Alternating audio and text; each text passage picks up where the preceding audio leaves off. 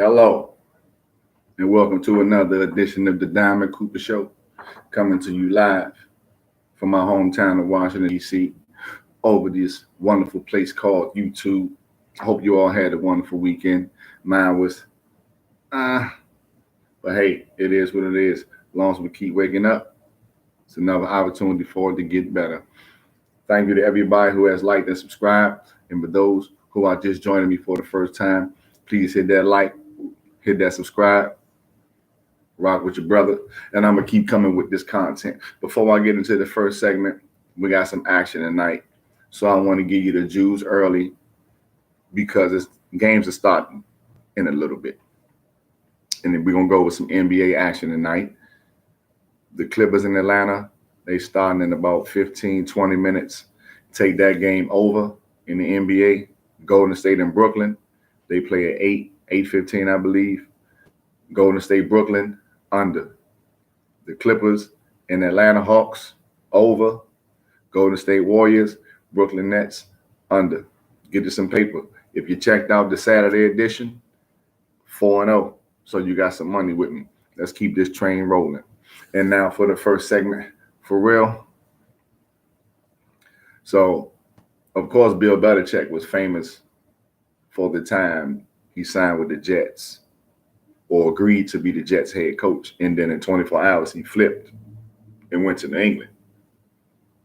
Now, Kliff Kingsbury, that I let you guys know, had agreed to become Las Vegas Raiders, new offensive coordinator. He switched from the Raiders to the Washington Commanders. So now he's going to be the Washington Commanders offensive coordinator after there was a contract dispute. Because the standard is offensive coordinator gets a 3-year deal. That's the standard. And Las Vegas only wanted to give him a 2-year deal. Remember, the Arizona Cardinals fired him as a head coach. And if y'all don't know, when teams fire coaches, whatever years are left, there's no salary cap for coaches. So it doesn't count against the cap. And of course, they're making hundreds of millions of dollars a year, every team. What happens is, if the coach has 3 years left on the deal, the team, even while they paying the new coach that they have in place now, they're still paying that coach. And he still has 2 years left on the contract that he had with the Arizona Cardinals. So they wanted to give him the 2-year deal so that they could just swap the money. Instead of Arizona paying him, they're paying him. He wanted the extra year with another salary add on to that because it was standard, and he didn't just want to be subjected to the money he was already supposed to be making. It didn't work out. So now he goes to the Washington Commanders. He has the ties with Caleb Williams, a quarterback from USC, who a lot of people slating to be the number 1 pick. But Chicago has Justin Fields. Still remains to be seen if they're going to trade him and take Caleb Williams, or if they're going to keep him, trade back, get some more draft picks, build around him. We'll see. But Washington got number 2 pick. Maybe they do get him. Who knows? And the crazy thing, the offensive coordinator from the Detroit Lions, Ben Johnson, okay, after the Detroit Lions lost to San Francisco, the executives from the Washington Commanders flew out to Detroit because they wanted to interview Ben Johnson, offensive coordinator, and former cornerback Aaron Glenn, who was the defensive coordinator. He was in line for the head coaching job, Ben Johnson was. But he wasn't comfortable with it because they were, quote unquote, basketball people. Now, that's a whole nother type of conversation. And I've seen Magic make things happen in basketball, outside of basketball, and baseball. I've seen him make moves. I'm not sure if Magic was on the plane, or what the case might be, but they found out when they was on the plane on the way over there that he wasn't even going to interview. So he refused to interview at the last moment while they're on the plane. And okay, if you're comfortable staying in Detroit and comfortable staying as a coordinator for a minute before you take a head coaching job, I get that. I respect that. However, you still got to go about it in a professional manner. If you're not interested, let it be know you're not interested so that they're not flying expecting you to be interviewing. Because there's already a knock on quote unquote black head coaches or opportunities for black head coaches. And now what you're doing is you're giving them ammunition to tarnish your reputation and say that you weren't professional about how you win it. And this could hurt your future chances and stain the potential for opportunities for other black coaches believing that the same thing could possibly happen. We got to remember, man, what we're up against when we're in those positions, man. How many black owners are there? Magic minority, Khan in Jacksonville, but he's not, from here, or some people don't consider him to be a brother or whatever the case might be. But Green Bay is owned by shareholders. Not looking good. And then also Washington added Joe Witt Jr. as their defensive coordinator, had ties to Carolina, and Luke Getsy from the Shanahan tree spent some years with the Green Bay Packers. He's the new Las Vegas offensive coordinator. So now, instead of Kingsbury being in Vegas, he's flipped to Washington, and Las Vegas takes Luke Getsy. He's a good offensive mind, though. Had Aaron Rodgers, was there with them, and they had some success. Believe was there with them for his last MVP season, if I'm not mistaken. So it is what it is. I don't know if y'all even watched the Pro Bowl. My football fans, I don't know if y'all was even interested in looking at that shit, but I didn't really watch. As far as I'm concerned, it's boo to me because, for one, it used to be after the Super Bowl, and they used to play the game with passion.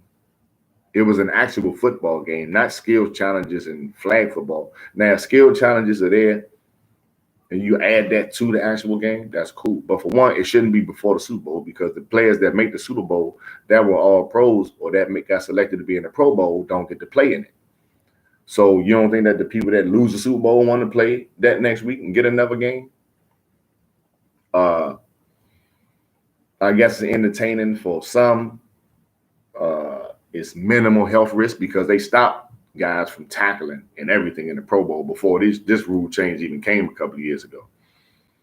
I just think, man, I don't feel it. That's the one thing about NFL. I just definitely not with. If y'all was into the Pro Bowl games, the total score was like 64-49. NFC won.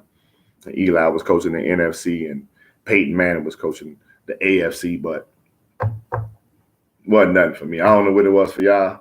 You can let me know how you feel about that, but wasn't really anything to me.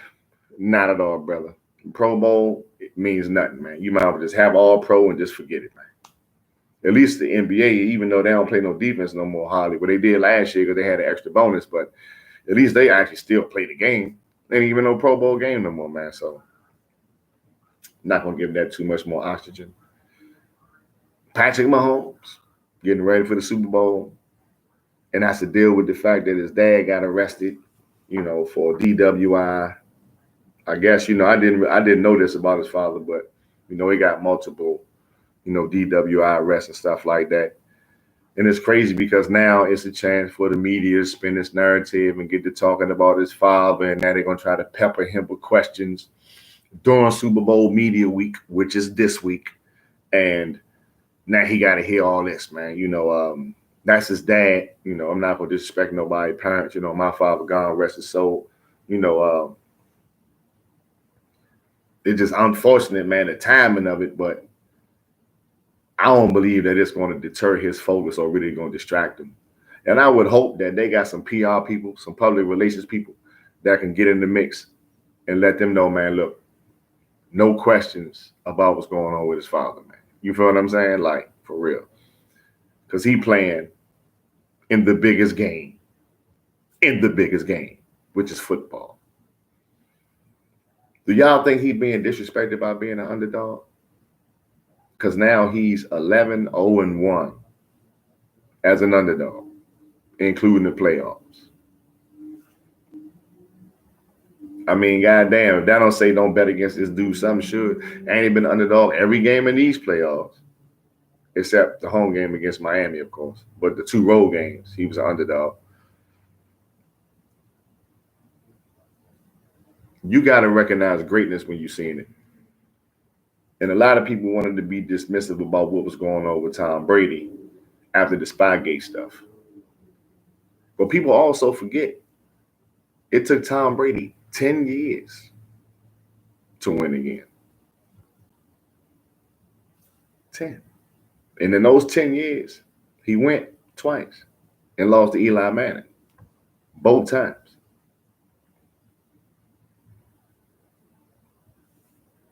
Patrick Mahomes is on a higher trajectory than Tom Brady was. I'm not betting against him. And him being an underdog, I do think it's kind of disrespectful. But what y'all think, though? And there's a narrative that's out there where people are saying that he's the GOAT, the greatest of all time already. I am not going to go that far.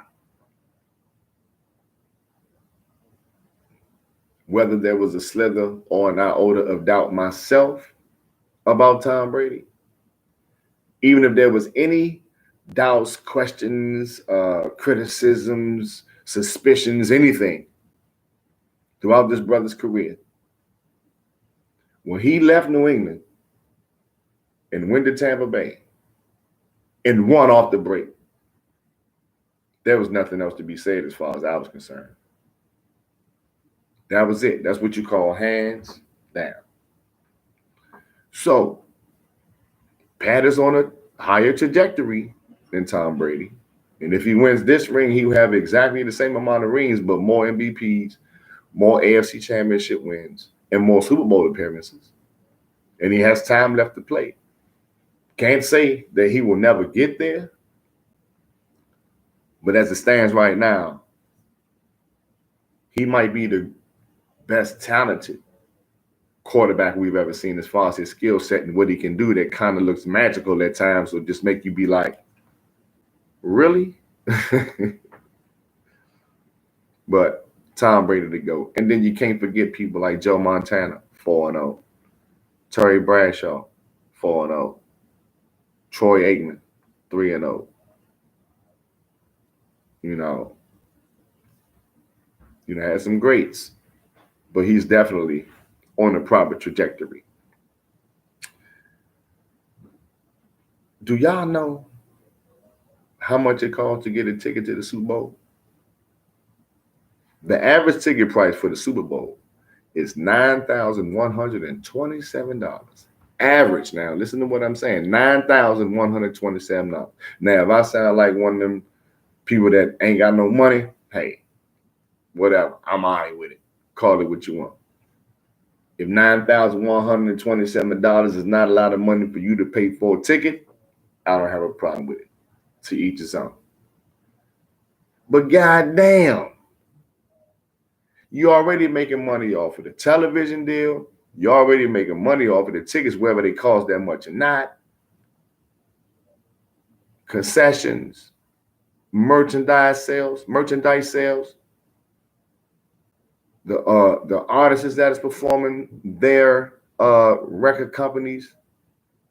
Come on, man. 9,000. Okay. Let me just tell you this. Guess how much the cheapest ticket is? $7,555. That's the cheapest. You know how many people want to take their kid to the game and all that don't got that? $7,000, that's the cheapest one. So $7,000, you want with nosebleed. You had to take you a roll of tissue up there drain for all the nosebleeding you're going to have up there. $7,000 to be up in the nosebleeds. They got some tickets that's $12,000. You know where those at. Good God Almighty, man. Inflation takes a different turn for mega events in this country. $7,000, God damn. And the crazy shit is the players get 2 free, and then they get to buy 13. And I know they're getting a motherfucking discount because the NFL is making money off of their name, image, and likeness. So they're getting a discount off of those 13 tickets, man. And I get it. They in the league. I get it. But goddamn, 7,000? I wonder how much the players are paying for the 13 tickets they get. I'm going to investigate that for y'all. And if I find out, I will let you know. Trust me, I will let you know. Because that's crazy. But God Almighty. I was going to switch to the NBA, but I think it was one more NFL note. Yes, it was. The practice field this week for the San Francisco 49ers, they're practicing at the University of UNLV, Nevada, Las Vegas. And what happened was the NFL laid sod over top of the AstroTurf on UNLV's football field.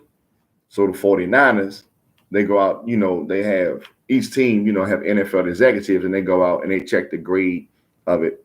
And it has units of gravity. And it's supposed to be at least 70% units of gravity so that the field is optimal for playing or practicing. So they were saying that the San Francisco players were saying that it felt spongy and that there were seams all along the field, the practice field, and it feels spongy. Now, mind you, if you never played before, you don't get it. But if you played before, when you running on the field, if it's a grass field, the ground is supposed to be solid. And then you can feel the grass, but the grass is coming out your cleats, you're scraping it. But when they say it feels spongy, it's like when your cleats and stuff are hitting the grass, it's like bouncing and you having like resistance while you're running instead of it being a flat ground. So when you're running, you're just running on the ground. But it is spongy, so you could tear something, your ankle could turn, anything. And San Francisco people are very upset about this. So the Kansas City Chiefs, ironically, are practicing at the Las Vegas Raiders facility. Maybe some adjustments to be made, and it looks like it's possible that they might adjust times and days so that San Francisco can practice on that field as well, because it looked like the football gods, when it came to the NFL, didn't do their job when it trickled down to the fieldsmen that laid this side down to make sure that San Francisco could have a decent practice field, man. It's unfortunate. I don't want to say somebody trying to put some, on the game, but hopefully they get the practice field situation done and San Francisco can get just as much preparation time, comfortable preparation time, as the Chiefs. Moving to the NBA, got to start off with a jab negative note. Joel Embiid got to get a procedure on his knee for his meniscus. 6 to 8 weeks at the earliest is the prognosis. Out for the season is the worst. Right now, Philly is third in the East, but they probably not going to be that high without him. But if they could stay at least toward the play-in, playoff, stay in there, which they should be able to, because they had a good enough start, that they should be able to hover around 500 down the stretch, or just above 500 down the stretch, and be able to stay in the hunt so that he could come back for a potential playoff run. Wishing best health to Joel Embiid. And now he's going to miss out on the awards, and he would have got the MVP again. He was averaging 35, dogging shit. Dropped 70, everything. Get health. Get health, Joel Embiid. Injuries been killing you your whole career, man. We need you back on the court. Lakers pulled off the second in a row after beating Boston in the Garden. In the TD Bank Garden. Went to Madison Square Garden, the real Garden. Knocked off the Knicks, 113-105. Into New York's 9-game win streak. They thought they was going to get 10, but they didn't. Now the Lakers, we move up to 20 after falling under 500 after back-to-back losses to Houston and Atlanta. Back-to-back wins against Boston and New York. See what I'm saying? And that's what LeBron was saying. We can beat any team, but then we can lose to any team. Best teams, we step up. We need to step up against the other teams. It's not the best teams as well, so that we can get some good position and not have to deal with this play-in stuff when it's close to the playoffs. Anthony Davis had 12 points, 18 rebounds, 4 blocks. Defensive Player of the Year. He's definitely in that conversation. Braun had 24, 5 and 5. Austin Reeves had 22, 7 assists. Taurean Prince chipped in with a big 16. He had a lot of clutch threes that helped stop some runs that the Knicks were trying to go on. And Jalen Brunson definitely deserved to be an all-star point guard for the Knicks. He was getting it in. He showed up. He dropped 36. Good game, man. I respect what the Knicks doing. The Knicks is third in the East. No, actually, yeah, the Knicks passed Philadelphia. Philadelphia fourth. The Knicks third now. Exactly, yeah. So Philly, yeah, that's what I was saying. They're going to be twinkling. But the Knicks without Randall, we'll see if they can hold it up. But they definitely balling. Definitely balling. Much respect. Did y'all see Steph Saturday?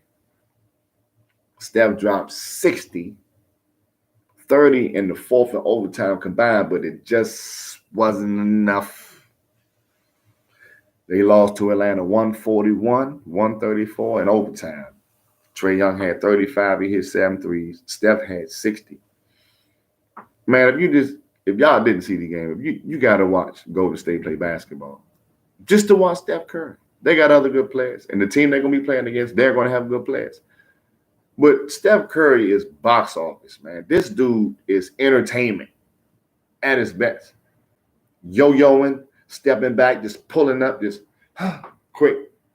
You can't get to it. You can't block it, create enough space, go around, hit you with the scoops, lean my body up against you so you can't get you. I used to have to do that because I'm shorter than Steph. We both got a slender build, but I'm shorter than Steph. I'm only 5'10". Steph like 6'2", 6'3". Monster game, man, but just wasn't enough help down the stretch. And then overtime, Trae Young, couple of buckets, got some help. Kudos to Atlanta. They've been balling 1 4 out of 5. They playing the Clippers tonight. Like I told you, take that over.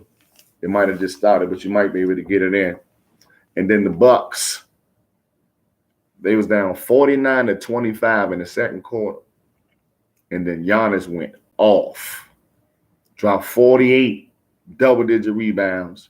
Luka dropped 40 for Dallas. But Doc Rivers, he's starting to get his little touch on him. Were they 3-2 since he got it? No, 3-1 since he got there. No, 3-2, yeah.